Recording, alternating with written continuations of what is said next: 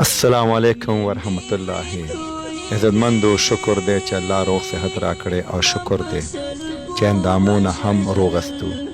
عزتمندو د کونړ ولایت څخه راغلی یو سرتیری ورور چې د وطن دفاع له خاطره دواړه خپې او یو لاس یې ورکړی.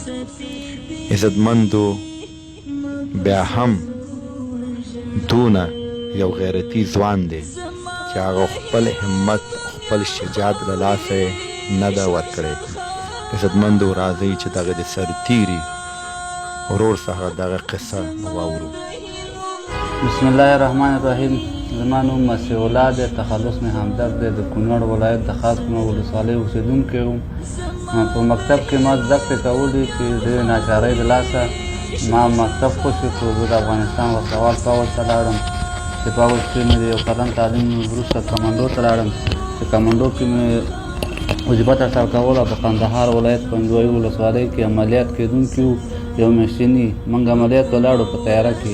د تیارې نه کله کته شولو او بس نیم ساعت وروسته افغان ملي اردو او افغان محلي پولیس موږ سره دغه عملیاتو کې شرکت درلود. ملي پولیس هم نو دغه ځای کې چې موږ کلي کې کور ته سپیا کوو دغلته موږ ته میان ځای په ځای شوی چې د هغې میان د امله زموږ 25 نفر شهیدان او زما دغه دوانه خپې یو لاس خطه شو چې خپه مې یو زنګننه پاس یوه لاندې ده او دا چپ لاس چې ما سره خپله انسولینو سلا وه هغه رانې پټاو شو. خپلې مرمۍ یو لاس مې هغې قطع کړو. بیا چې زه میان رانې پټاو شو بیا زه ملګرو به دغه ثاني نه راویستم. تیاره راته کېناستله پوځ هغه تیاره کې زه راواچولم. بیا به کمپ ته راوړی وم. کمپ نه وروسته بیا باګرام ته انتقال کړم د کابل. باګرام کې چې 2 میاشتې وم زه نه وم پوه شوی چې زه څنګه یم یا څنګه نه یم. د 2 میاشتو نه وروسته زه چا سره بستر ته وړی وم.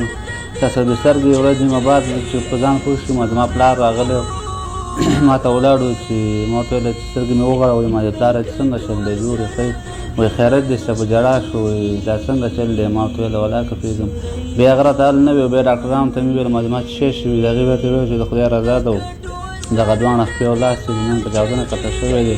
خو موږ بیا هم فخر کوو بیا هم وطن له خدمت کوو. نور نو زموږ د موقع استفاده وکړو انشاءالله نور وطن له خدمت وکړو. موږ نور هم زړه غواړي چې د خپلې مینې وطن نه قربان کړو او زه فخر کوم بیا چې خپل وطن ته م خدمت کوی او په خپل وطن مو ځان قرباني کړی دی. عزتمندو وطن له خاطره یې تقریبا دواړې خپې له لاسه یې ورکړي او لاس یې وکړي او لاس یې هم د وطن دفاع له خاطره لاس یې هم ورکړی. نور کوم ځای کې لګېدلی دغه پښې دغه زخمي شوي دي مرمۍ خوړلي دي ځای کې مې پرچې خوړلي دي دی نو د په کور کې نور غټ مشر ورور څه لري؟ نه مشران ورونه نه لرم. کشران 3 ورونه لرم چې هغه لا صغیران دي واړه دي او پلار مې خپله سپین ږیری دی او بس دولت دغه 11,000 روپۍ میاشت راته حسابوي کال بعد تقاوت راکوي. په هغې د خپل کور ګزاره کوو نه کېږي خو البته بله لار نشته د مزدوري ده خپل وخت پرې تېروو. بس دغه زندګي ده ورور جانه. که یو څه کار درته جوړ کړو کار غواړي چې کار وکړي ولې زیات زه د ډېر لیواله یم چې سړی د فقر دغه نه خلاص شي د مجبورۍ نه خلاص شي خپل یو ژوند روان کړي. زه بیخي تابعدار یم چې یو کار د ملا وطن یو کار وکړم او خدای پاک داسې څوک پیدا کړي زموږ لاسنیوی وکړي او موږ یو کار مخې ته یوسو دا به ډېره مهرباني وي.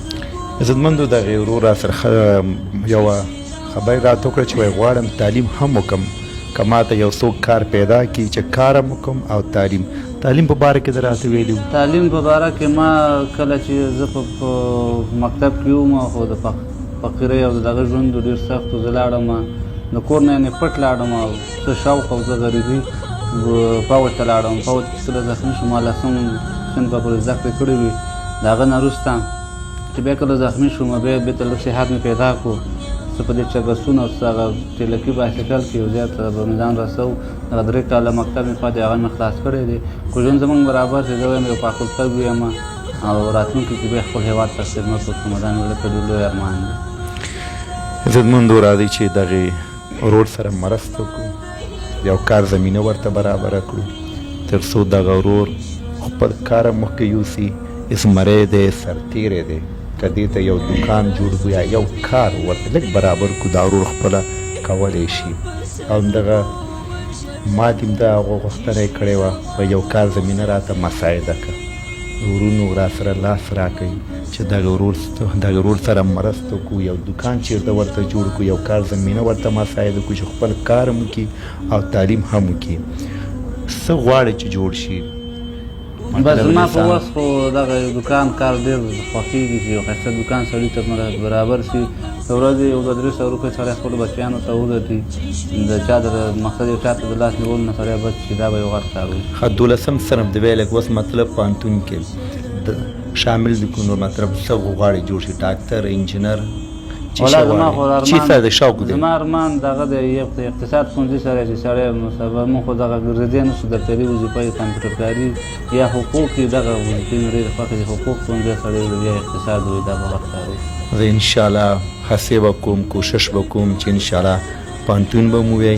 او یو د کار زمینه هم درته انشاءالله مساعد کوم بل کوم ورور که غواړي ورسره مرسته وکړئ راځئ چې دغه د ورور یو کار زمینه ورته برابره کړلو او عزتمندو دغه سرتیری راغلی دی شکر دی چې زما دې دفتر ته راغلی دی او خپل وس مطابق غواړم یو څو روپۍ نغدي ورسره مرسته وکړم او تاسې خپله وګورئ ښه سرتیریه نور عزتمندو دغه 40,000 روپۍ دي او دغه پیسپارم به تاسو ورور خپل وګورئ چې یو پیسپارم د ورور دغه 40,000 روپۍ در باندې شمارم یو به واخلي دا 1 2 3 4 5 6 7 8 9 10 11 12 14 15 16 17 18 19 20 21